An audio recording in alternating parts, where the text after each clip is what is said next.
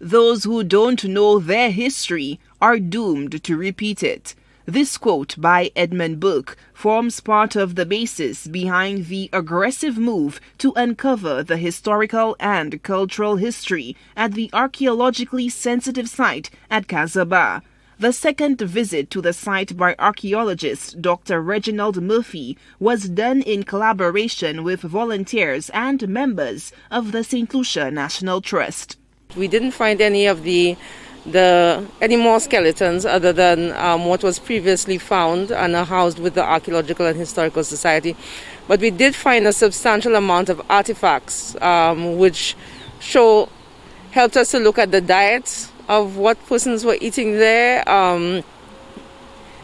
We know that they were eating marine species, but we were surprised that some of the species that they were eating, including what St. Lucians know as chip, they seem to be consuming a large amount of chip and buigo. Intricate pieces of pottery and decorative bird figurines were found at the site.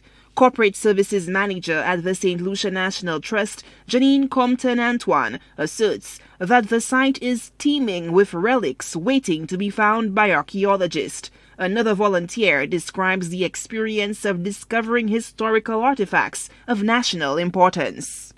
It was great just to be able to dig up artifacts that have been in the ground for like 600 years. Like my colleague was saying, you understand a little bit more about the Amerindians, what they ate, what they did, and their lifestyle. It was very intriguing. The Cas En Bas site is believed to be one of the first locations of the Kalinago or Carib tribe's earliest interactions with colonizers many years ago.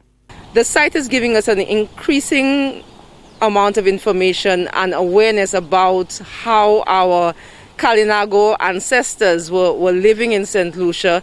And also this site, although it's a pre-Columbian site, it is known to be a possible contact site between Europeans and the Kalinago.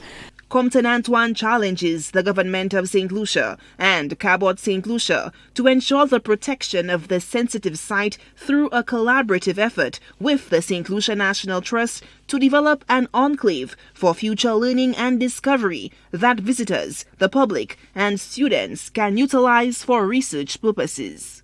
That the government of St. Lucia should designate that area as a site of learning and memory, and have an interpretation center, constructed there that would house the artifacts, the skeletons that were found on site, and also allow it to be a living area so that students, for example, from Sir Arthur, Form 5 students doing the SBAs, can actually come in and do research. So the social studies students can come in and look at possible cultural aspects, dietary needs, dietary requirements, what persons were utilizing in that area, looking at, for example, the botanical species that presently exist there and were they being utilized by the Kalinago during that time period. Also, allowing persons who may be interested in archaeology to learn the aspects of doing an archaeological dig on site. So I think that really and truly that the government should work in collaboration with the developer and the general public to have that area set aside for the benefits of St. Lucians and for the visitors as well, who can also engage in and fully immerse themselves in the history of St. Lucia. The Trust says that the archaeological priority area is located largely within the Queen's Chain, and more archaeological investigations are required to unearth the history of St. Lucia. Solange Alfred, HTS News Force.